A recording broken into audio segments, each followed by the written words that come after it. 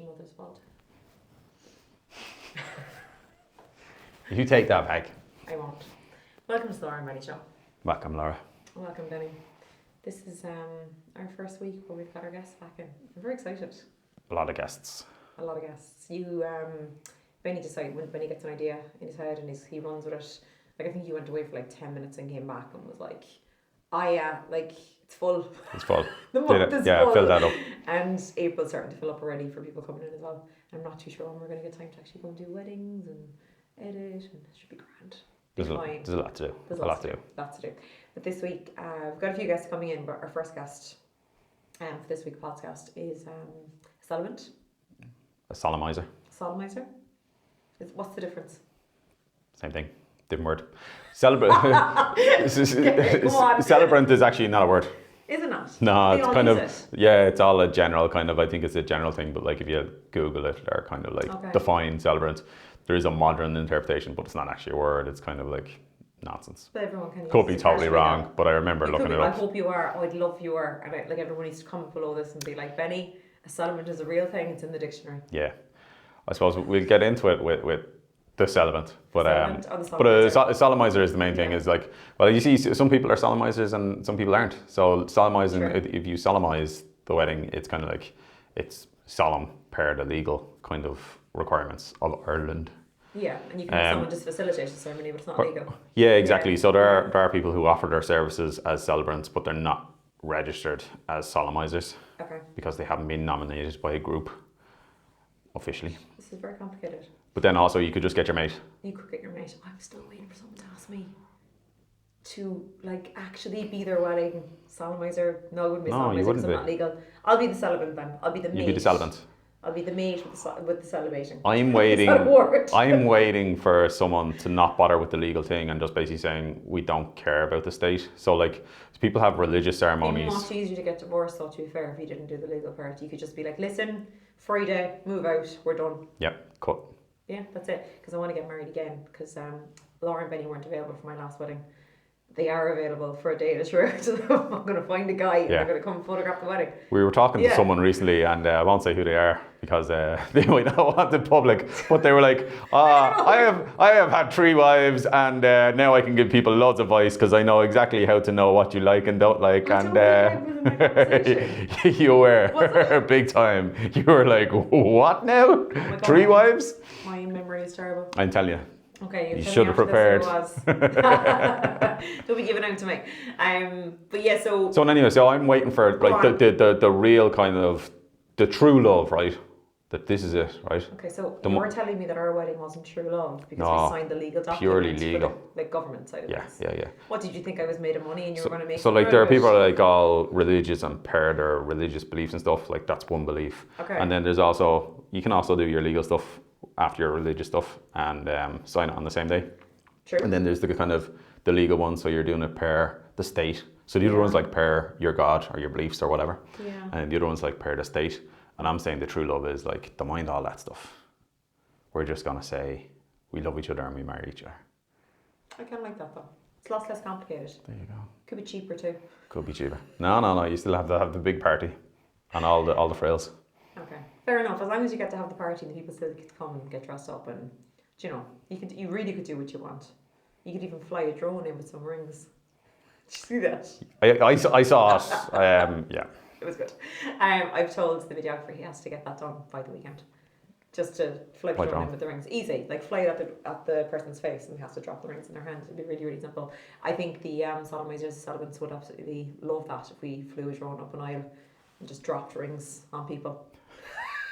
But we are going to like chat away with our guest. I'm not going to say who it is yet.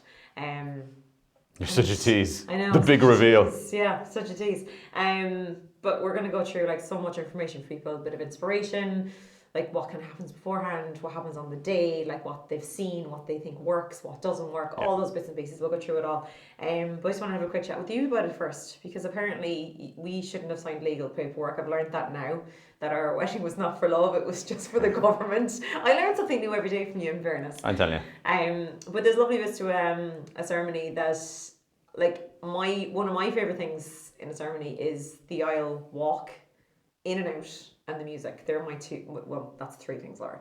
2, 3. They're the kind of three things that I really enjoy in a ceremony. I don't know why. It's kind of just something I really like. Well, there's more tension to it because I mean, like at the start, it's like it's starting, it's happening, it's on, and it is one of those moments. It happens once. Yeah.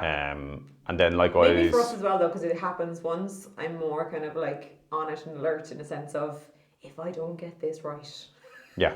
It's not going to happen. Well, I joke again. after the kind of the aisle walk, it's kind of like the place could burn down after that. Like whatever happens. But the aisle walk, it's like you need to be there. You do.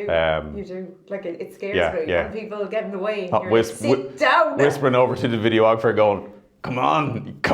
Not our own videographer, but I just want to clarify that. But I was kind of like, again. Somebody was up to all sorts, and I was like, "Come on!" These stories. But these are all the stories. I mean, this is what makes it. Videographer. Press record. That's your story. Oh, I'm not talking about that one. That's a different story. True story. True story. Don't be listening and hoping that the beeps mean the thing that you think they mean. But what I really... But then the exit is, so the reason why you like the exit is because it's like it's full of energy. That's true. Because like it's just the kind of we've done it, we're going out, and everybody just applauds and kind of like it's good. So like they're the two things I think that. Speaking of applauding, and this happens. Do you know what? It doesn't happen as much in like your like outside of a church, right? But when you're in a church, right? I think everyone's like feeling that they have to be quiet and respectful because they're in the church. When the couple are walking back out of husband and wife, I find myself like either dropping my camera and like starting to clap myself or giving a bit of a whoop, and then everyone kind of goes with it that like they figure, oh, it's okay to applaud. And you know, I think there's a little bit of that. You need to give them like a little bit, but there's some days I have to do it 2 or 3 times. I'm like, it's really fine to clap for them walking out. They just got married. Yeah, the priest won't mind. The mass is over. I think it's different crowds though, in the same way we kind of like saying when you're picking your entertainment and whatever it is, like it's kind of like know your crowd type thing. I think at the same time is different crowds are going to respond in a different way because there are other crowds where they're hollering in the church and they're going for it and they're kind of like full of energy. Yeah. And it's different crowds, it's different types of guests, and it's okay, whatever it is. I'm like, you applaud that couple walking down that aisle. It'll look great in the photos and video and it'll get them all excited at the fact they just got married. But before they come out, they have to go in. And we've seen some, because I think everyone kind of, you know, when you think about the aisle walk going in, you think about like the bride walking up the aisle. And I think a lot of people, when they think about the aisle walk, they kind of straight away think bride walking up. And I'm going to go bride because people think bride walking up. It's disgraceful in this day and age, Laura. It is disgraceful, but this is what comes into people. I'm telling you, the boys are going to sort you out now on the weekend. I'm telling you. I'm not saying this. There's going to be none of this. Where am I going to hang the dress? There will be no dress. Listen, if the lads want to wear dresses, they can wear dresses. They can. What are you talking about? I'm just saying you want to get with the modern times. I am. Stop talking about them brides. I'm telling you. It's all about the boys. That bride walking up the aisle with her dad, if he's still with us, or her mum, or her brother, or somebody from the family. That's kind of what your brain goes to. Yeah. But there's so many different ways of doing it. And one I absolutely loved recently was Aileen and Niall. They got married in Langton's. And it was really nice because when we were speaking to them beforehand, she was telling us about that she wasn't too sure how she was going to do the aisle walk. And the reason for this was because, and I love this, that her parents were married about like 30 years, I think it was. And for whatever reason, on their wedding day, they walked each other up the aisle. So her mum and dad walked up the aisle together, got married, and then walked back down the aisle together. So she was like, I'm going to double check with my dad, but instead of walking in with him, which he would also enjoy, I'd love to carry on the family tradition of myself and my new husband-to-be are going to walk up the aisle together. And they did. It was so nice. And it's something you don't see very often. Only like the third time ever we've seen it, I think. And just so people know, like there was kind of a double reason why they did the first look. So they still had that kind of intense kind of excitement of a reveal to each other. Mm-hmm. And then there was kind of like, well, if we're going to do a first look because we want to do a first look, genuinely, to have that moment to ourselves privately. And then it was like, well, actually, now that we've seen each other, do we need to do the traditional walk up the aisle? And then the extra history is that her parents actually did it together. Yeah, I really thought it was lovely because it's kind of like, because it's a very nervous time even if you have seen each other, to walk into that room to everybody, you know, they're seeing you in your suit and your dress for the first time. But I kind of think like when you've got your partner on your arm, it does make it a little bit easier. But no, I just thought it was really nice, and we've had a few as well recently where, you know, the way if you have got both your parents and you're lucky to have them with your mum and dad, and we've had a few people that kind of saying, like, I obviously want my dad to walk me up the aisle, but I also don't want to leave my mom out. Why shouldn't mom be included in this? Yeah. I mean, she's not even allowed in the car on the way to the church. Like she ends There's this bizarre. She ends up in the front seat next to me because she wasn't organised to live at all. But dad gets the higher car. Yeah, I think like that little evolution needs to happen whereby it's grand if mom is like with like loads of family and she's grand and she's kind of happy to go ahead and she's happy to have a chat. Doesn't want the no, but I'm talking about going in the car. Oh, right. As simple as this. Yeah. So like in terms of like, so saying you're in your family home, mum is, and she's hanging out with everybody, and then grand, she's got a lift off someone, or she's going off with the other girls or whoever it is, and she's happy. But sometimes it's kind of like bridesmaids are going that way, other family guests are long gone, and mum is just there at the end, and then there's a little bit of panic, and then there's like a oops, and then sometimes ends up in your car, or she actually just going solo with somebody else.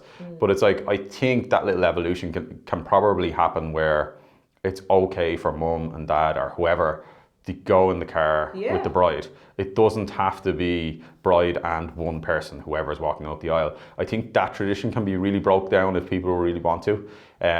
But then on the other side of it is, sometimes mum loves being at the church or the ceremony area early because she is checking. I can't, like, her daughter hasn't, or her son hasn't gotten dressed yet, and it's like an hour and a half. I've only literally just arrived, and she comes in to be fully dressed, says, will you put this flower on for me? I put the flower on, and she goes, right, I'm off. Because she's I must go and totally embracing the host. Yeah, totally embracing the host and kind of really wants to chat to everybody. Yeah. And I mean, like, I think that's a nice thing for a mum to go and do that, because the other hilarious bit is kind of like everybody's ready to walk up the aisle, but mum isn't. She's on row 8 and she has to work away, and she's shaking everyone's hands, waving to everybody, and it's sometimes kind of going.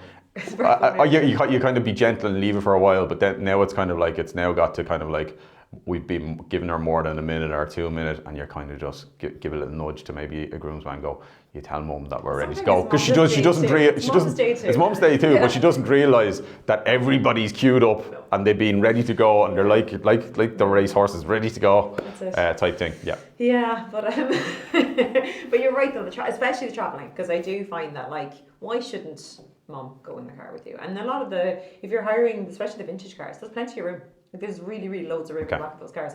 And you might have a smaller car, though, to be fair, that, like, between the wedding dress itself and dad, there is actually no room for mum, and that's fair enough. But the actual aisle walk then as well, we had one recently at Christmas. We'll call them Donesy's wedding. Donsey? No, wedding. that is a legitimate name. It is. Just remember that Donsey is 2 people. Donsey is 2 people. But Danzy's, she wanted to include one of her parents in the aisle walk, so it was really nice. So she had her dad kind of, like, a lot of the time, and this was in a church, a lot of the time kind of halfway up there'll be a little bit of an opening where you can cut along the pews. So dad kind of waited halfway up and mum was at the door. So her mum, like, stayed with him at the door with the bridesmaids. She walked half the way up, and then dad kind of met them there, and then dad did the rest of the walk, and it was lovely. Yeah. I think on the flip side, Karen did a nice thing. So Karen's mum wasn't great on her feet, but she didn't want to exclude her either. Of course. So basically, someone brought Karen up the aisle. A partner brought Karen up the aisle to say the second row where mum was sitting. And then Karen's mum did take her hand and then shook Robert's hand and kind of passed it over. And it's just kind of like it's a gesture of, I'm telling you, I'm on it now. It's after. All right, because I feel like you've exceeded now and you might as well just go home. I'm telling you. But yeah, so there's, like, and I'm sure that our guests will have, like, loads of different stories as well. Like, obviously she's seen as many ceremonies as we have, but there's loads of, like, I think. But these are little things. I want people to think outside the box. That it's okay, like, in the sense of, do you know the way? That's what I was saying at the start, that you are gonna have in your head. This is how people go up the aisle. That's because you've seen it the most that way, but there's loads of different ways of doing things. There's no rules to it. There's endless things, and one of the rules as well, I suppose, the rules, one of the rules, there's no rules, the rules, but people have it in their head. Okay. Like brides arriving late. Like people have particularly. Oh, yeah. Now when on Friday you won't find this with the grooms. When there's 2 grooms now, Laura, on Friday, Right. they will not be arriving late. No, they won't because they'll be together. Men don't do that. Men are never late, except for that one groom who Oh my God, the bride was there before the groom. I'm still not getting over that, Benny. Like, the worst part was you ringing me going, listen, I know you're ready, but the groom's not here, so if you could just stall. Like, I'm like, stall. We've left the bedroom. What do you want me to do? Do you want me to puncture the car tire? What do you want me to do? Yeah. But in terms of arriving on time, particularly if people have made plans beforehand, whether it's kind of like just the couple themselves have made a plan because that's the way they want the day to work, or they've made a plan, say, with the hotel or whoever, or they've made a plan with the photographers, videographers as to what slots they are. And they have the intention of the reason why they want things to run at a certain time is because they actually want to have an hour in the drinks reception, or they actually want the band to start at a certain time, or the surprise entertainment to start at a certain time. So for someone to go, traditionally the bride doesn't arrive until 15 or 20 minutes late, and so whether it's kind of, say, the person driving them or something, say, whereby everything... Shanghai them, as you would say, Benny. No, that's a different situation. One, that's a different one. Connor will call you up now on the definition of that. Just showing off all my names now. Connor and G, you see, you remember the names now. So if the morning runs perfectly, you're ready to go, and the ceremony could have started within, say, the 10-minute window that we were kind of all planning, and then all of a sudden you have mad uncle who's like, just stalls there for 20 minutes, take for a spin, or whatever it is, something crazy, or whatever the reason is, or the flip side is kind of like, there's a lot of onus on everybody in the morning in terms of like, so if the couple plan on the ceremony starting within a certain window of time because they've got to travel a certain distance, or they want to do the photo shoots by a certain time, so that they get into the drinks reception, and so on and so on. Like, if any part of the morning who's not clued in, who doesn't do their piece that fits in with the time, whatever it is, it's like it needlessly kicks out the rest of the day, and they might not realize it, but it's like, it's a 20-30 minute window where you often say is it has to come from somewhere. If that 30 minutes is thrown away, it has to come from whether it's the music late at night or the drinks reception or something, whatever part it is. So it's kind of like... It usually comes from the photo shoot or the drinks reception, because either way the people need to get fed, and the venue have, like, you know, there could be a lot of people going, like, the food is going to be ready for this time, especially if the speech is not before the meal. The chefs are going to be bringing out food at 6.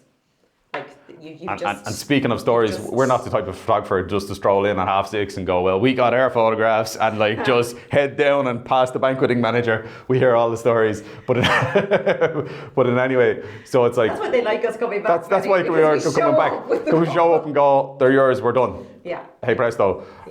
But we because there are so many things to run on time that it's like, you can't hijack the couple, whether it's something in the morning. If you hijack one of the partners and kind of like you kill the ceremony time, which knock-on effect. It's like if we were to hijack the couple and kind of go off in the photo shoot and hijack them, it's like that's not fair, because it kills the drinks reception or takes away from the drinks reception or interferes with the running of the operations later on in terms of food.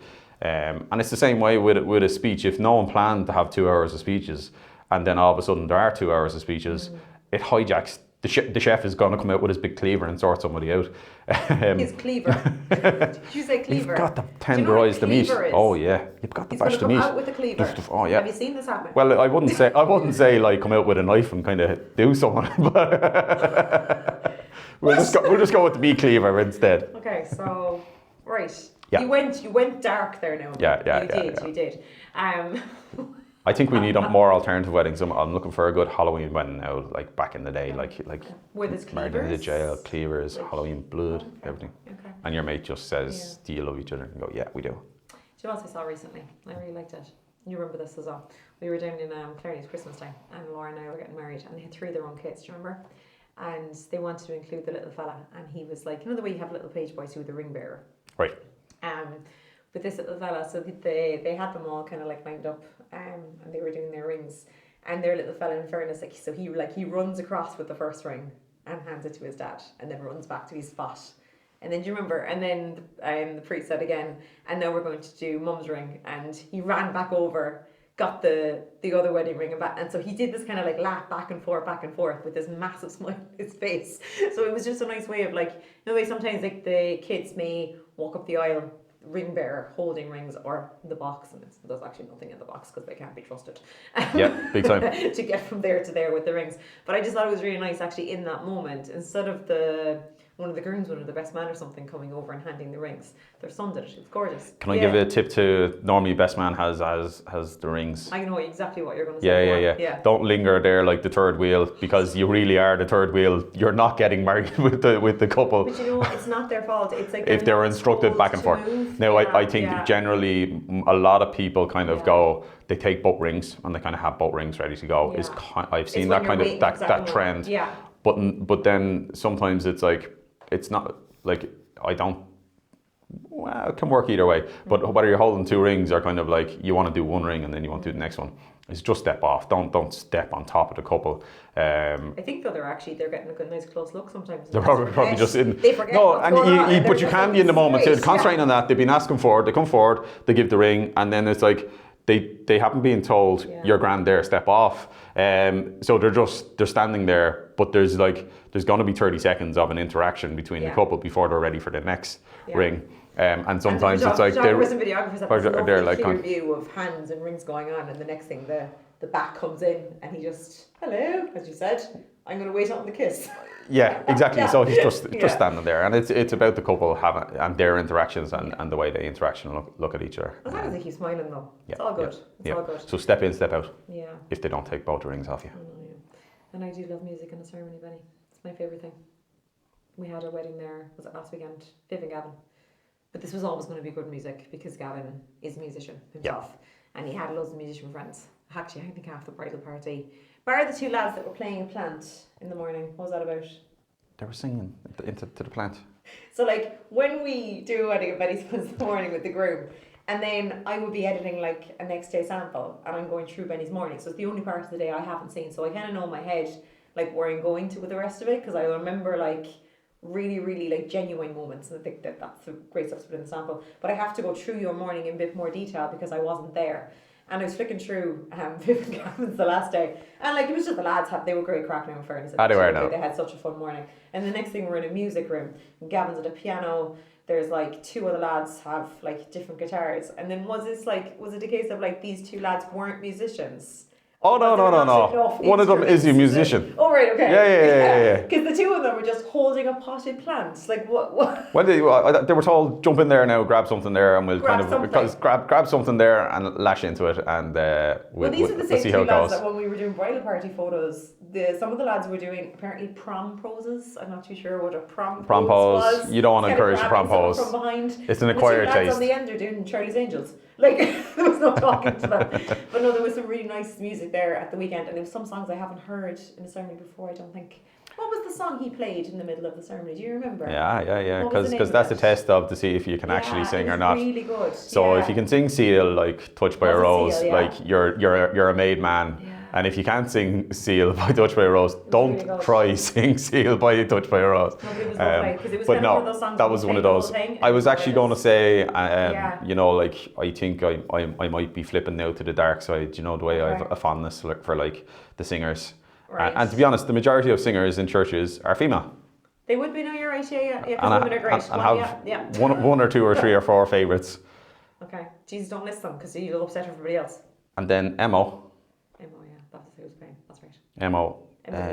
He could be battling in there now. I'm not going to say he's my favourite, but it was actually kind of like he was someone that stood out as when you hadn't heard a singer that's kind of impressive in like many years. When someone comes along and you hear them for the first time and they're actually really good, it's like they stand out. Yeah, and he drew my attention in fairness, like because it was kind of like a lot of the time there's music going on in the background and you're aware of it. He has his own style, but like it was very good.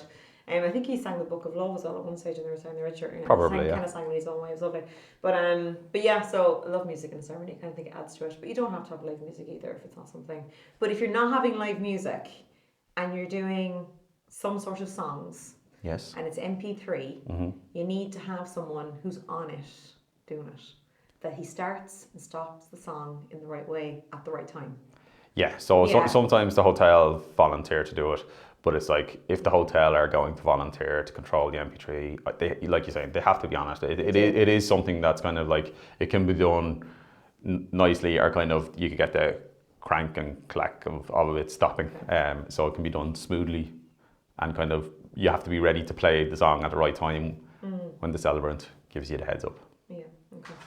So, Oh, I think that's the doggy now. She's ready to come in. She's ending the podcast, is she? Oh no, I think is it the dog or the cat? I'm not too sure. It doesn't matter. Hi, where were you? Did you just realize we were here? Oh, you're looking warm. Were you sunbathing? Dog distracted you, Laura. The dog did distract me. Are we just starting from here? Are we? Yeah, this is where we start when we start back. It's terrible. Did you put on the ads between from our sponsors? Today's ad. No, today's bread today. Today's sponsors, we have. Who do we have for today's sponsors? Okay, I'm going to do it. Go on. You're going to get flagged now. Go on.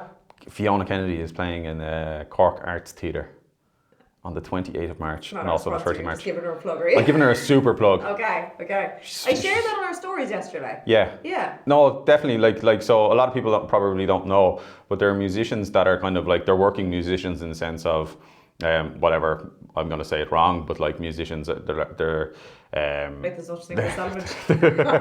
well, there's rock stars and there's working musicians, you know. Squad, but people who sing at weddings, whether they're kind of in bands or whether they're actual singers, a lot of them actually produce their own music. And Fiona does her own music. And I think she had an album out last year because there was a release night. We couldn't go to it, but I was trying to go to it.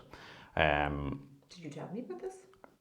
Yeah, you couldn't have got them without me because I checked the dates and you've booked in all these things that we have to do. But anyway, 28th of March and the 30th of March, you can't go because on the 28th you're having your family birthday. Yeah, go on. And on the 30th you're having your big girls' night out. I'm having a 2-week celebration for my 40th. For your 40th. I am taking 2 weeks off work. But people should definitely, if they're looking for something to do that weekend. Sure, you could go on the 30th. I know. It's all right. I have the power to cut this, Laura, so I'll just chop that out there now. You can't catch me. Don't you dare. Yeah, well. I'm gonna like go find the recording and put it on a loop on Instagram just for you, just to get you back. And Fiona does lovely ceremony music. Actually, as well. We saw her recently at Christmas as well. There was something I wanted to bring up. I was bringing on a loop. The famous one was Poddy, when we put Poddy on the loop and Poddy was slagging you off, you know. Oh, proper DJ. Proper DJ. Yeah.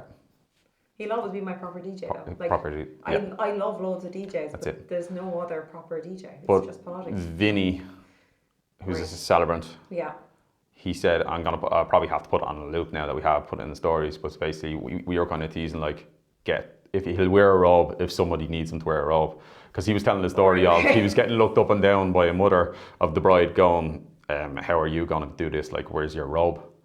And then there was kind of a joke. Did she think she was there? Robe? Oh yeah, like if you're kind of like, if you're officially... As in like a priest's robe, like, or a wizard's robe, whatever. Wizard's robe. Okay.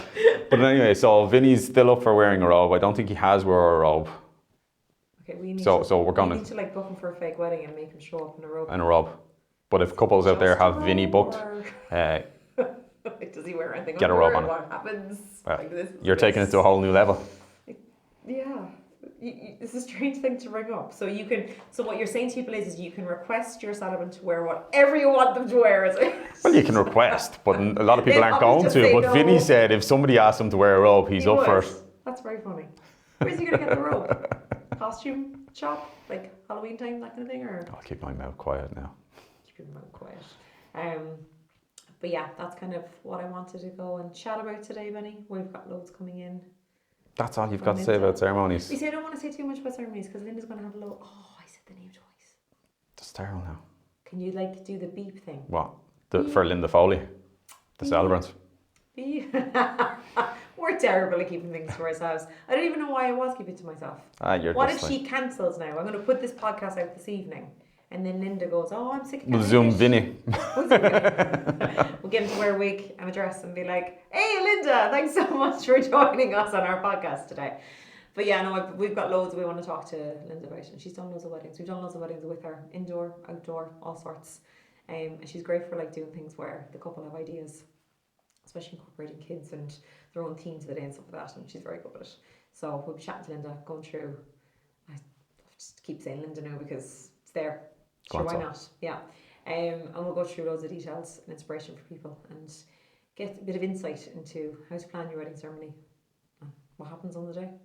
Some people still haven't been to ceremonies outside of a church. I don't believe that. Do you not think? Yeah, but if we weren't wedding photographers, how many weddings would we have? I suppose 2 outside of a church. I'm like, how many weddings have I been to recently? I'm not sure. We've been to weddings outside of a church 2. long before they were popular. Our own doesn't count. I'm not talking about our own. I think we were a bit ahead of it though, were we? About 10 years ago, going outside the church. Well, at our wedding, to be fair, all of my family. I'm not talking about our wedding. And I am. And then, so all of my family and all of your family had never been to a wedding outside of a church. We were the first ones that did it. But as you know, Laura, we're in the year of the 10th. We're in the year of our 10th anniversary, so that was a long time ago. That's what I'm saying. It was Do you know, 10 because years you're ago. getting old now. I'm not. You're lucky to be around me. You're lucky to still be near me. You're lucky we're actually still legally married, because apparently we didn't have a love marriage. We just had a legal marriage. I'll give you a love marriage if you want a love marriage, Laura. Stop talking. Ending the podcast. Thanks for coming in, Benny. Go on away back to your room and I'll go back to my room. We'll talk later.